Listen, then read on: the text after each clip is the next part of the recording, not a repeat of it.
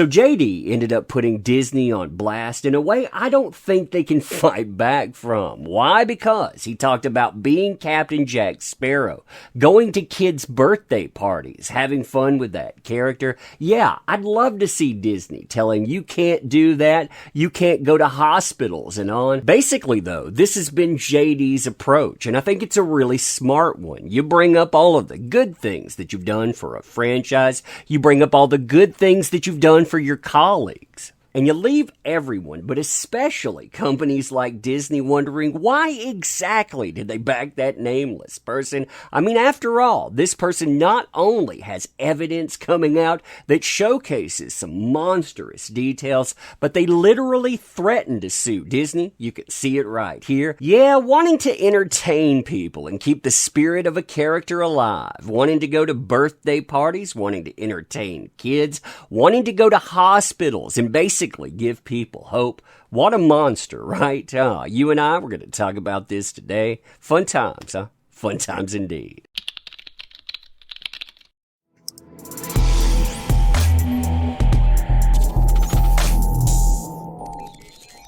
Oh man, so hey there to all you fine folks on this fine day, by the way. I hope you are doing excellently. And don't you find this change in articles fascinating? I mean, we went from 4 years ago all the way up to about 6 months ago with people bragging about that certain nameless person and them giving $3.5 million to charity. Then that information gets exposed. The media, they won't cover the truth about it, but they'll shift gears, and the shifting gears, well, it looks a lot like this. MovieWeb, JD is ready to play Captain Jack Sparrow at kids' parties to keep the spirit alive. You have comicbook.com, someone that shills for that nameless person, saying the same thing. I mean, you have everyone, including the Daily Mail, picking this up. Again, this is putting Disney on blast for what they did, but it also shows you the change, and that change, it has happened drastically. Now, as far as this discussion goes, all of this, it comes up about a week ago, and I think that this was really on point when you put it all together.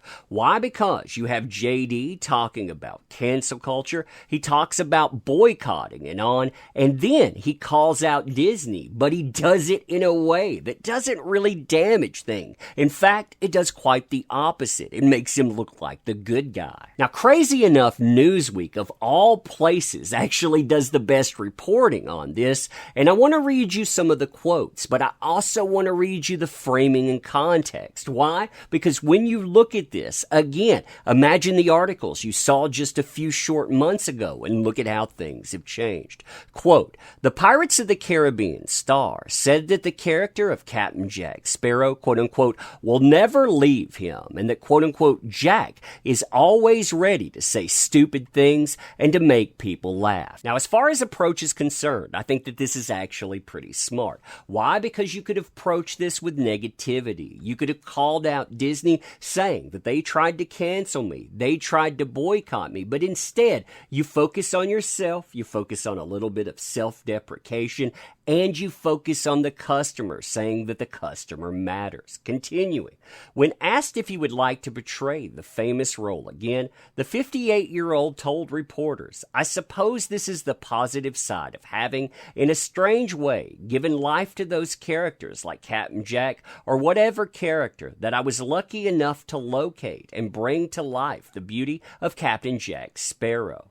Now, JD said that the quote-unquote beauty of the character whom he portrayed across 5 films in the franchise is that he can quote-unquote travel with him.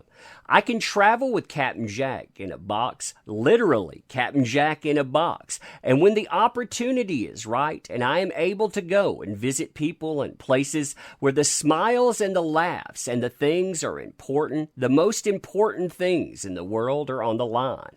So I still travel with Captain Jack if I have the opportunity. Whenever I do, I will go to these places. Now, I find it interesting that as far as the media is concerned, they focus and fixate on the idea that he just talks about going to your kid's birthday party. I mean, that's the only titles that you see. You know what else he brought up, though? He brought up visiting sick children in character. He said that making them laugh or smile as Captain Jack Sparrow, that's what it's all about. And you know what? He doesn't need permission to do that. He can do it anytime he wants. Quote, he added, I'll go to somebody's house, man.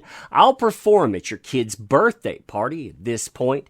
JD also spoke about visiting sick children in character and said that making them laugh or smile for a few seconds is what Captain Jack Sparrow is all about. I don't need a company to do that, he said. I just do that myself, and nobody can take that away. That is the greatest pleasure of Jack Sparrow. If you want to back that up, by the way, look on YouTube or look anywhere. Search the parameters of Captain Jack Sparrow visiting kids in hospital. You'll find dozens of videos out there. And you know what? It's not PR or publicity. You just have the man showing up in character because that's a good thing to do. He also references the Pirates of the Caribbean movie. This kind of puts Disney on blast again, but in a different way, saying, you know, it's kind of strange, this abrupt halt, but these are strange, abrupt times. And that, I think, is true, by the way. It's strange that they pushed this to a halt, but at the same time, we're talking about Disney. And Disney, it is one of those places that actually contributes to these strange times ahead. Now, he adds this as well. He, Captain Jack Sparrow, is never going to leave me, and he's always going to be ready to say stupid stuff and to make people laugh and make them forget about the nastiness at times in life, and I'm there with every morsel straight down to my black-hearted, Weasley-gutted soul. Now, elsewhere in the interview, JD spoke of always holding on to the characters that he's played throughout the years. It's like you put them away, but they're still there inside of some dresser drawer inside of you.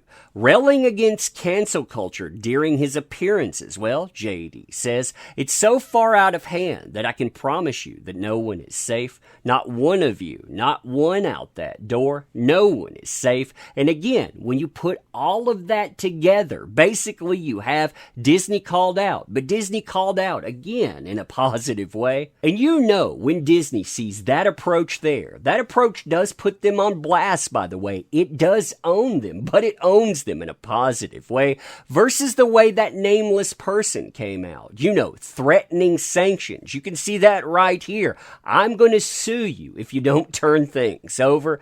Disney actually called this out, said that this was classic bait and switch material. Yeah, they have to be wondering why exactly they backed this person over JD, you know, the guy that made them billions. Again, $13 billion and counting. But anyway, let me know what you think about this stuff. And as always, too, I appreciate the heck out of you. You make this stuff possible, so thank you. I mean that sincerely. You want to help out the channel, too?